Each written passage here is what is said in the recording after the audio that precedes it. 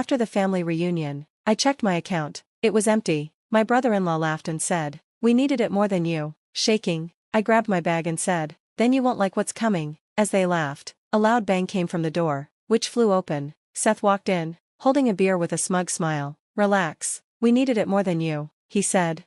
I blinked, staring at my phone, hitting the refresh button over and over. My account showed $4.87. I had over $14,000 yesterday. $14,000? You what? My voice cracked. Megan laughed from the couch, sipping wine like nothing was wrong. "Oh, stop being dramatic," she said. "We didn't steal it, we're family. You emptied my account. It's not stealing if we're going to pay it back." Seth shrugged. "Eventually." I looked at Mom, who was knitting and didn't even look up. "Mom," I said louder, "did you know about this?"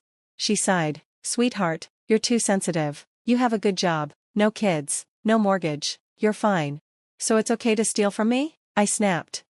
"Language, Mason," Dad mumbled, still on his phone.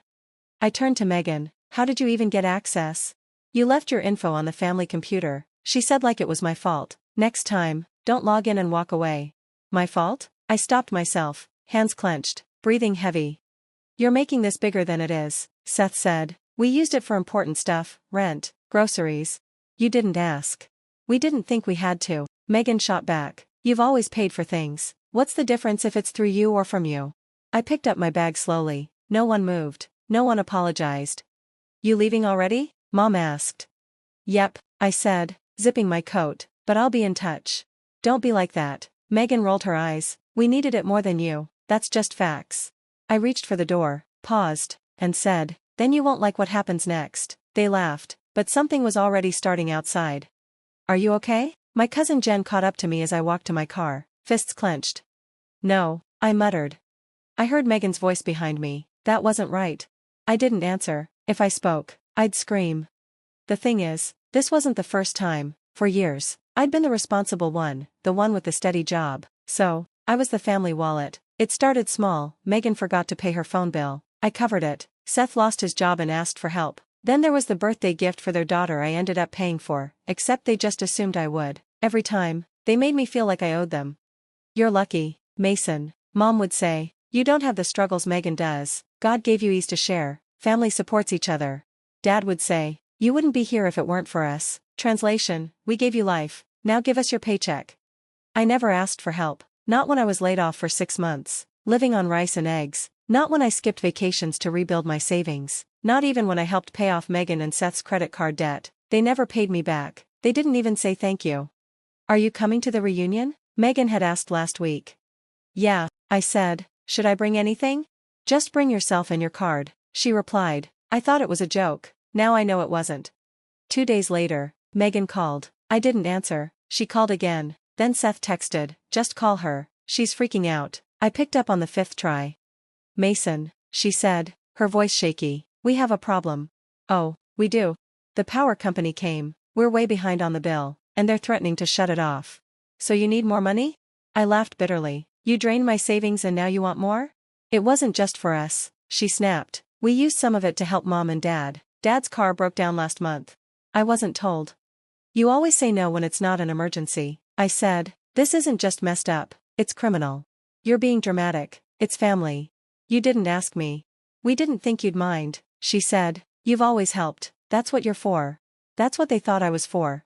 3 days later, Mom called. "We need to talk." She didn't ask how I was or about the missing money. "We're having a family dinner tonight." My stomach dropped. "What's this really about?" "Mason," she said, her voice low, "you've caused tension." "I caused tension?" I went anyway, hoping for answers. When I walked in, no one looked sorry. Megan was already there, arms crossed. Seth was on the couch, bored. Mom was in the kitchen. Dad was flipping through the mail like nothing happened. "Are we going to act like adults or what?" Megan said as I sat down. "Depends. Are you ready to admit you stole from me?" I replied. She scoffed. "It wasn't stealing, it was family money. You always help. We needed it." Seth nodded. "You can spare it, so why the drama?" "I didn't give permission." "You didn't say no either," Megan muttered. I turned to Mom. "And you're okay with this?" She didn't even look at me. We all agreed. "You've always been able to handle it. No one thought to ask. We trusted you." Dad added, "We trusted you to do what's right." I stood up. "And what's right? Letting you steal from me?" Stop saying steal, Megan shouted. It was for the family. Then you won't mind when the family faces the consequences. What does that mean? Seth asked. I didn't answer yet. When I stepped inside later, everyone was already there. Mom was setting the table. Dad was on the couch like it was a normal night. Megan stood by the window, arms crossed. Seth was lounging at the table, avoiding responsibility. Look who showed up, Megan said. I dropped my bag near the door. Let's get this over with. Good, Seth grinned. Maybe we can stop pretending you were robbed.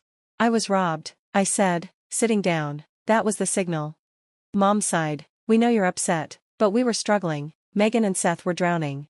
And you? Dad added. You've always been stable. We knew we could count on you. You didn't ask, I said coldly. You took. That's not family, that's theft. Megan rolled her eyes. You're being dramatic. We didn't spend it on junk, we used it where it mattered. I pulled out a printed spreadsheet and slammed it on the table. $1,072 on makeup, $900 on takeout, $2,300 for your car loan. Seth didn't think I'd check. I opened my laptop. The screen lit up with a breakdown of every charge, every transfer, everything was traceable. I filed a fraud report. They got back to me. Megan's eyes widened. You didn't. I did. You called the police? She shrieked. I turned to Mom. Still think this is just family business? This is insane, Dad said. You want to put your sister in jail? You put yourself there. Then there was a knock. 3 loud, hard knocks on the door. Megan went pale. Seth jumped up. Mom gasped. Dad froze. Open up, a voice shouted. Financial Crimes Unit. Knock, knock, knock. Seth looked at me. Mason, tell me you're not serious. I opened the door, and 3 agents walked in, their jackets marked with big letters. One held a clipboard, another had a tablet, and the third scanned the room. Are you Mason Carver? One asked.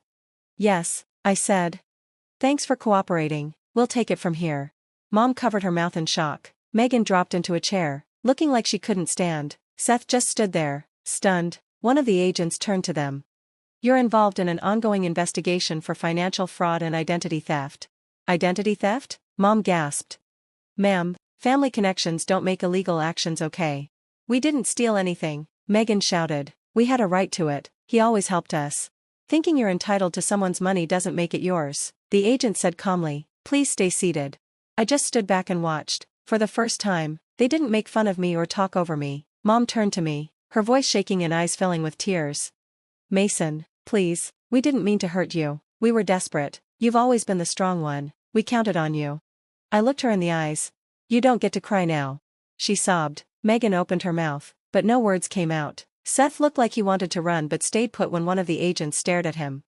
You want to talk about what family is? I said, stepping forward. It's trust. It's respect. It's asking, not assuming, not stealing, not laughing while you drain me dry. They didn't respond. I grabbed my bag and turned to the lead agent. I'll be outside. And they didn't stop me. You're free now, Mason, don't go back. I left the house quietly. No one chased me. No one called my name. For once, there was no guilt, no drama, no Megan screaming at me with her usual, how could you? Just the cold night air and the sound of the investigators escorting them out one by one. I didn't stay to watch. I drove with no destination in mind, past closed coffee shops and lit up gas stations. My phone buzzed nonstop in the passenger seat. I didn't answer. By midnight, I found myself parked outside my grandmother's old house. She had passed away a few years ago, but I still had the key. She used to say, if they ever turn on you, Mason, come here, the door will always be open. And that night, it did. I slept for 11 hours straight, no texts, no guilt, no pressure. When I woke up, I made coffee in a chipped mug and watched the sunrise. For the first time in years, I felt like I could breathe. But the silence didn't last. That afternoon, the first email came from Dad. This has gone too far. You've humiliated the whole family. What happened to loyalty? I didn't reply. Then Megan texted. I hope you're happy. They've frozen my accounts. Seth's suspended at work. You ruined our lives over a couple of payments.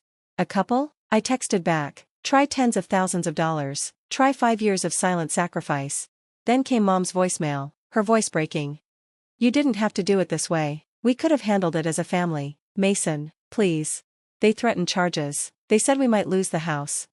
I thought about that line, we might lose the house, and suddenly, I wasn't angry. I wasn't seeking revenge. I just didn't care. Because I had lost a home years ago when they decided I was worth more as a bank than as their son.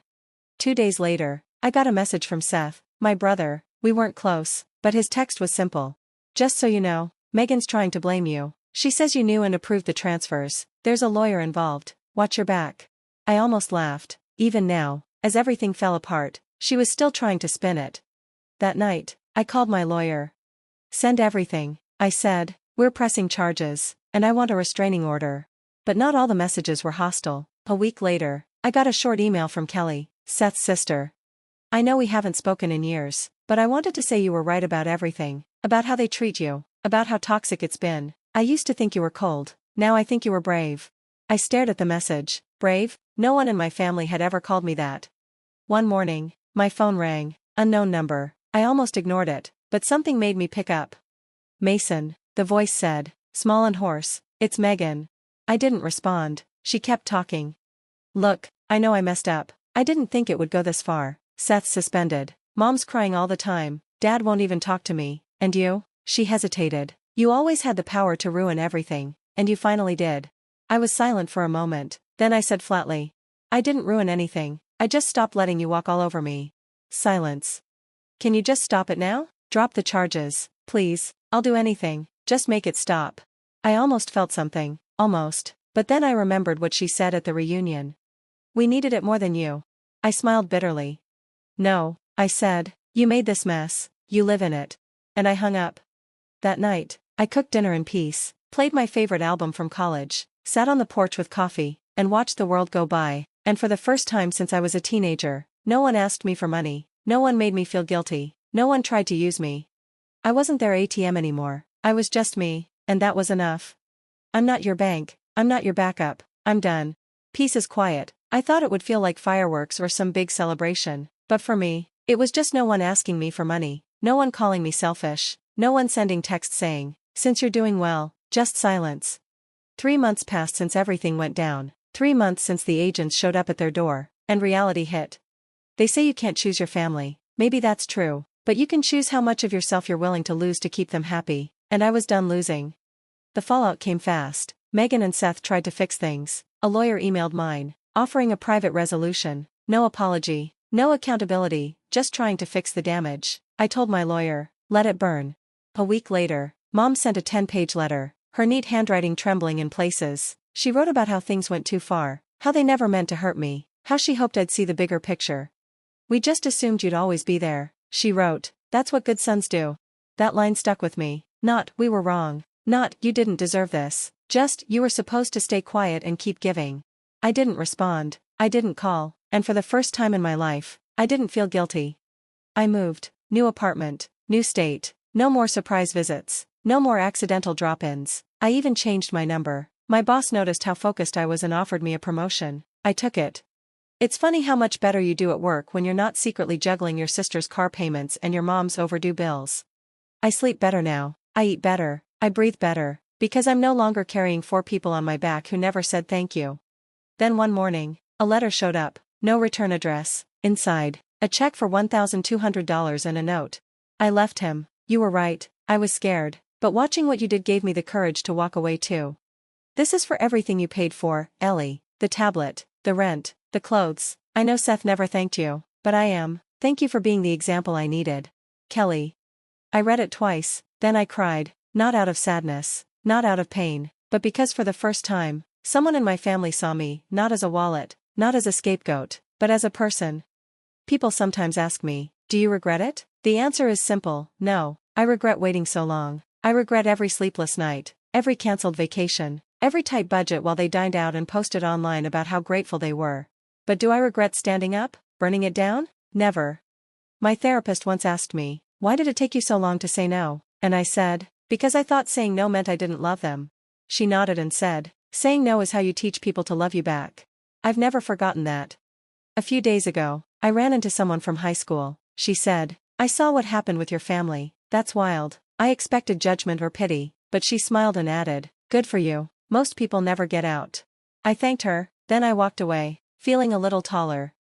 Megan and Seth are still under investigation. Last I heard, Seth lost his job, Megan's accounts are frozen, Mom's trying to finance the house, and Dad blames outside influence for tearing the family apart. They still don't get it.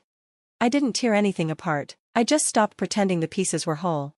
Sometimes. I remember that night, sitting at the table, Megan laughing as I checked my account, Seth grinning like it was a joke, Mom brushing it off. "You don't need that money," she said. And now? Now they know the truth. That money wasn't just money, it was my life, my time, my health, my boundaries, and they crossed them for years like it meant nothing. Now, they're paying the price. I don't celebrate their downfall, but I celebrate myself for surviving it, for walking away, for not going back, even when the silence felt lonely, even when the guilt whispered in my ear like it used to, because that silence, it's freedom. So, if you're reading this and you've been the strong one, the responsible one, the one expected to give and never say no, let me tell you something. You don't have to set yourself on fire to keep others warm. You're allowed to stop, you're allowed to walk away, and when you do, you don't lose a family, you find yourself.